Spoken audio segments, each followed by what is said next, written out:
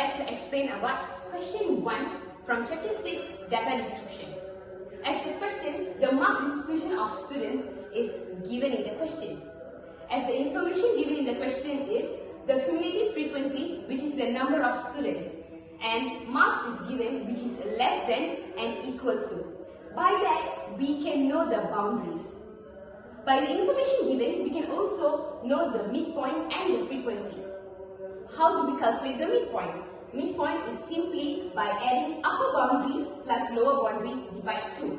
For example, the lower boundary is 15 and the upper boundary is 20. We can simply add 15 and 20 and divide it 2 in order to get 17.5. That is how we got the midpoints.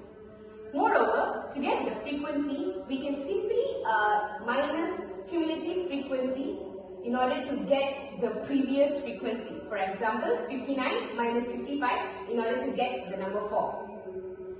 Okay, as the question is given, calculate the standard deviation. In order to calculate standard deviation, we can simply use this formula. Other than that, in order to get the sum of fx squared, we can use this formula, which is frequency times with midpoint squared. And we can sum it up in order to get sum of fx squared, and we can get the sum of fx by simply frequency times midpoint and sum it up. So we can just substitute the values in the formula in order to get our standard deviation, and the standard deviation we got from this question is 6.349. So now we can jump to the next question, which is state the skewness of the data distribution. Okay, in order to state the skewness, we can use either formula, which is 3 mean minus median over standard deviation, or mode minus median over standard deviation. Since mean can be calculated easily and median is given in the question, we can easily calculate the skewness. So mean, how we calculate mean? We can calculate mean by using this formula, which is sum of fx divided by n. Sum of fx is simply 2107.5 and divided with 59 in order to get our mean, which is 35.72, and the median is given in the question, which is 36.05. We can simply substitute the values in this formula in order to get negative 0.369. Since the answer we got is in the negative, we can know that the data distribution is skewed to the left. Lastly, question C. Determine the value of k such that 70% of the data is more than k. As we know, since the data is more than 70%, which is less than 30, we can assume k as 30. Okay, n is given, which is the number of students or equivalent to the cumulative frequency, which is 59, and we can find the 30% from the cumulative frequency, which is 17.7, which is in the class of less than or equals to 35. And if we can see, we can refer to the table, the class of less than or equals to 35 has the lower boundary of 30. So Lx is 30. And the cumulative frequency before the class is 10, because this is the class of 35 and the cumulative frequency before the class is 10, and the frequency of the class of 35 is 12. So since we get all this information, we can simply substitute that in this formula in order to get the value of k. We can substitute the value of k over 100 times n, which is 17.7, the cumulative frequency and the frequency of the class, times with the class interval, which is 5, in order to get the value of k, which is 33.21. Since the given told that if we win 2 out of 3 sets, then we will win the match. So for this branch and this branch, since win the first set and win the second set, so this one it's win the game directly. This one lose the first set, then also lose the second set, so the opponent will directly win. So for case 1 and case for the WW case and LL case, the game were over. Okay. Okay, so for question 1, find the probability that the player win the match given that she has lost the first set. So the condition will be LWW.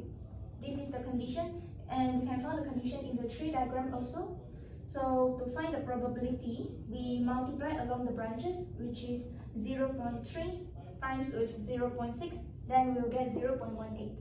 Question given that the probability that the player win the match is 0.65.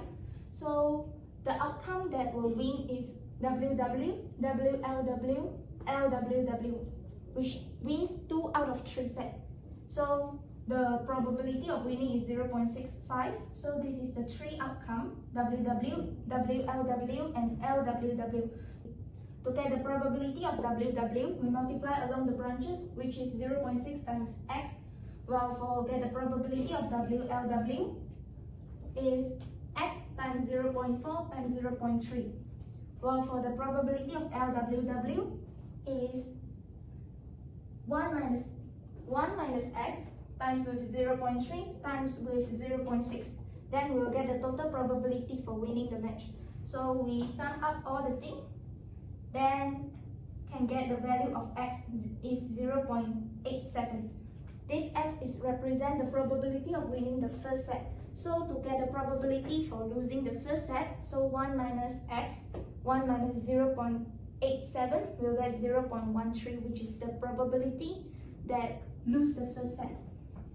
Hi, so I'll be explaining question 3b. So question 3b, they have given us 2 events, which is event A and B, and the probability for event A is given by 1 over 7, and the probability of event B is given by 1 over 5.